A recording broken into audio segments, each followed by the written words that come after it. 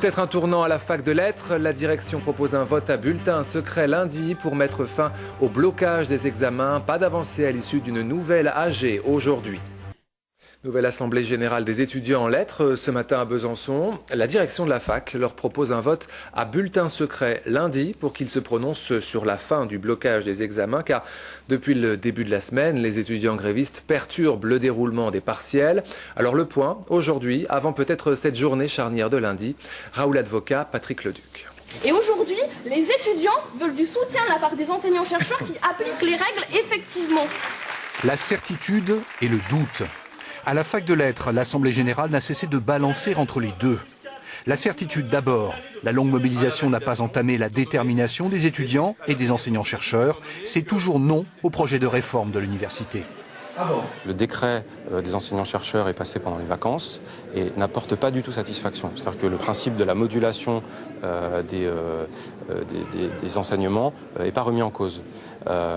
Et donc en fait, nos revendications n'ont absolument pas changé depuis le début. Valérie Pécresse, elle a tendance à faire la sourde oreille et à reculer sur certains points, notamment sur la question des suppressions de postes. Mais aujourd'hui, Valérie Pécresse, elle fait la sourde oreille, notamment aux demandes des étudiants qui concernent la précarité des étudiants. Aujourd'hui, il faut répondre, il faut apporter des réponses aux étudiants qui sont de plus en plus précarisés. Et celle-là, Valérie Pécresse, elle ne les entend pas. Et puis, il y a les doutes. Doutes sur le blocage des partiels, doutes sur ce que deviendra l'année universitaire, crise de confiance aussi entre étudiants et enseignants-chercheurs.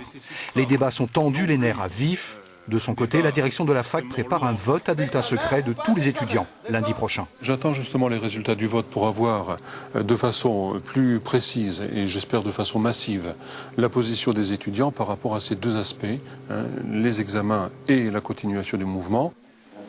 Ici, plus de la moitié des étudiants sont boursiers et beaucoup connaissent la précarité. Pour eux, pas question de retarder le calendrier des examens, ils perdraient leur job d'été.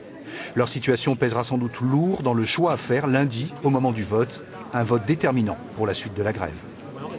Et à propos du mouvement universitaire, cette proposition de loi déposée par Damien Meslot, le député UMP du territoire de Belfort, souhaite sanctionner de 1 000 € d'amende toute personne entravant l'accès aux enseignements ou aux bâtiments d'un campus. Damien Meslot, bonsoir.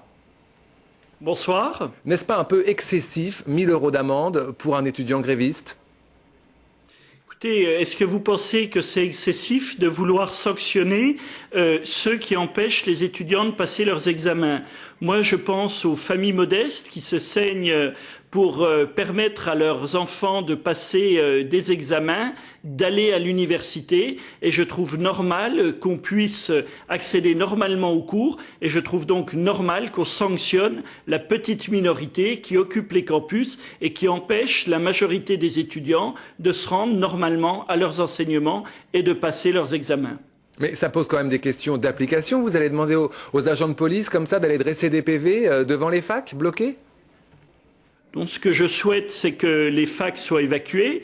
D'ailleurs, le Premier ministre, hier soir, lors de la réunion à la salle Gaveau à Paris, a dit qu'il ferait preuve de la plus extrême fermeté. Et lors des évacuations des facultés, je souhaite que l'identité des bloqueurs soit relevée et que des amendes leur soient infligées. Quand quelqu'un fait un excès de vitesse sur la route, on lui dresse un procès-verbal. Eh bien, je souhaite que les bloqueurs qui empêchent nos étudiants de se rendre normalement à leurs enseignements puissent également avoir des amendes, parce que je trouve anormal qu'on ne respecte pas la liberté d'étudier dans notre pays. Mais le blocage d'une entreprise ou d'une université, c'est un moyen d'action lorsqu'on est en grève. En faisant cela, vous pénalisez un des moyens d'action de faire grève, de montrer son mécontentement. Ah, c'est un moyen tout à fait illégal. Que les étudiants qui souhaitent fassent grève, c'est une chose, je n'y vois aucun inconvénient, mais en revanche, qu'on empêche des étudiants qui souhaitent accéder à la fac de pouvoir le faire librement, c'est totalement illégal. Je vous rappelle que cette occupation est déjà illégale, mais je souhaite aller plus loin en la sanctionnant financièrement. Beaucoup de pays européens, je pense en particulier à l'Angleterre, sanctionnent déjà financièrement les occupations illégales syndicales, de campus universitaires ou d'entreprises. Alors, dans votre proposition de loi, vous aimeriez également que tout mouvement de grève initié par des étudiants ou blocage d'accès aux locaux soit en fait décidé lors d'une assemblée générale convoquée par le président de l'université. Est-ce que vous voulez aussi que les patrons réunissent les syndicats pour qu'ils décident ou non de faire grève dans les entreprises ? Non, ça ce n'est pas. Ma proposition de loi concerne uniquement les universités.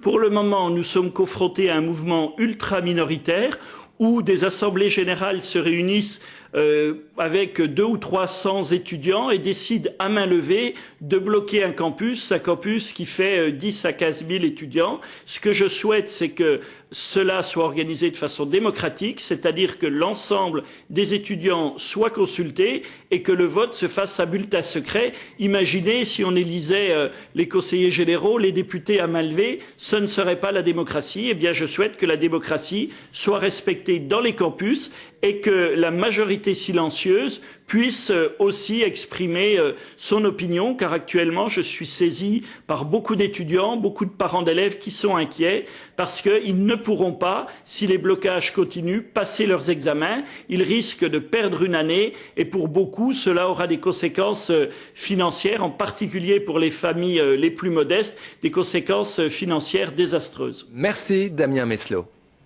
Voilà, 1 000 € d'amende par étudiant bloqueur, proposition de loi de Damien Meslot et interview réalisée il y a quelques minutes.